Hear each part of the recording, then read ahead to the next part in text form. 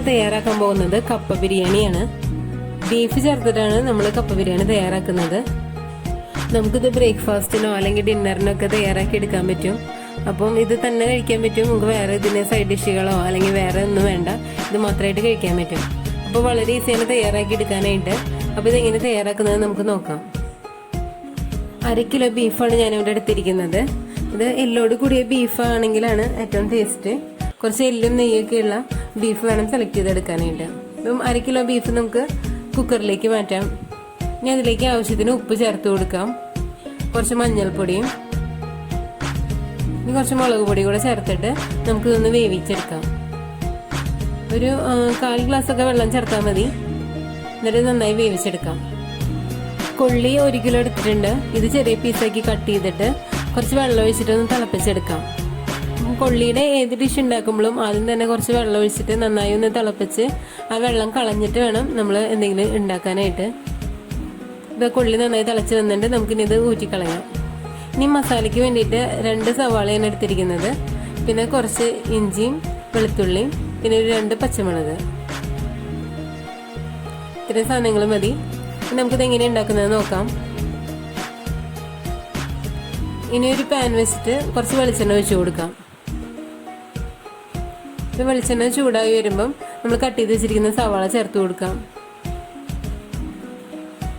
സവാള ഒന്ന് ഫ്രൈ ആയി വരുമ്പം നമുക്ക് പച്ചമുളക് ചേർത്ത് കൊടുക്കാം.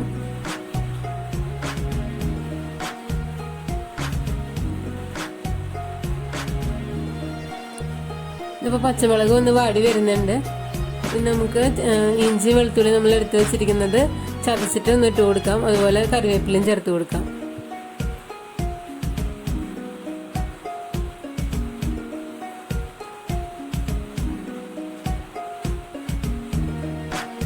ഇനി ഇഞ്ചി വെളുത്തുള്ളിയൊക്കെ പച്ചമണം മാറുന്നത് വരെ നമുക്കിതൊന്ന് ഇളക്കി ഫ്രൈ ചെയ്തെടുക്കണം. ഇതിപ്പോൾ ഏകദേശം ആയിട്ടുണ്ട്. ഇനി നമുക്ക് ഇതിലേക്ക് ആവശ്യത്തിനുള്ള പൊടികളൊക്കെ ചേർത്ത് കൊടുക്കാം.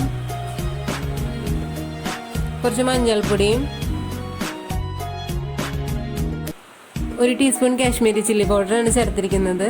അപ്പം നമ്മളിത് വെറുതെ കഴിക്കുന്നതായതുകൊണ്ട് അധികം എരിവ് വേണ്ടല്ലോ, അപ്പോൾ കാശ്മീരി ചില്ലി പൗഡർ ഉപയോഗിക്കുന്നത് നല്ലത്. പിന്നെ 1 ടീസ്പൂൺ മല്ലിപ്പൊടി കൂടെ ചേർത്ത് നന്നായി ഒന്ന് ഇളക്കി ഫ്രൈ ചെയ്തെടുക്കണം.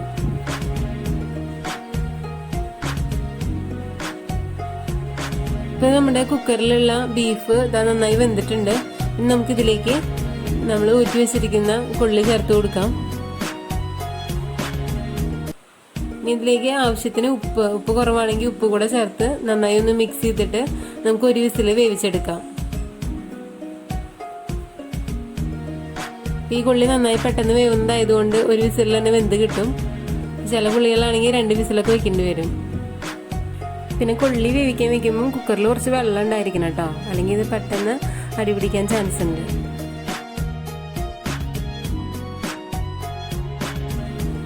ഇനിയിപ്പോൾ ഫൈനലായിട്ട് നമുക്ക് ഇതിലേക്ക് 1 ടീസ്പൂൺ ഗരം മസാല പൊടി കൂടെ ചേർത്ത് കൊടുക്കാം.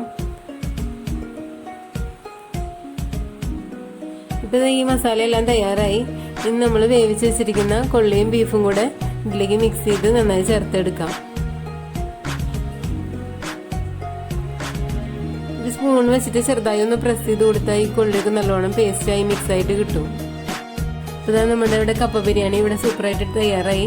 ഇനി ഇതിലേക്ക് ലാസ്റ്റ് നമുക്ക് മല്ലിയില ചോപ്പ് ചെയ്ത് കുറച്ച് ചേർത്തിട്ട് ഫ്ലെയിം ഓഫ് ചെയ്ത് എടുക്കാം. നമുക്കിത് ചൂടോട് കൂടി തന്നെ സെർവ് ചെയ്യാം. ഇത് വളരെ ടേസ്റ്റാണ്. എല്ലാവരും ഒന്ന് കഴിച്ച് നോക്കി നോക്കണം. മുകളിൽ വേണമെങ്കിൽ കുറച്ച് സവാളയൊക്കെ ചോപ്പ് ചെയ്തിട്ടിട്ട് നമുക്കത് മിക്സ് ചെയ്ത് കഴിക്കാം. അപ്പോൾ ഇഷ്ടപ്പെട്ടാൽ ലൈക്ക് ചെയ്യാൻ മറക്കരുത്. പിന്നെ ഈ ചാനൽ ആദ്യമായിട്ട് കാണുന്നവരാണെങ്കിൽ പ്ലീസ് സബ്സ്ക്രൈബ്. Thank you.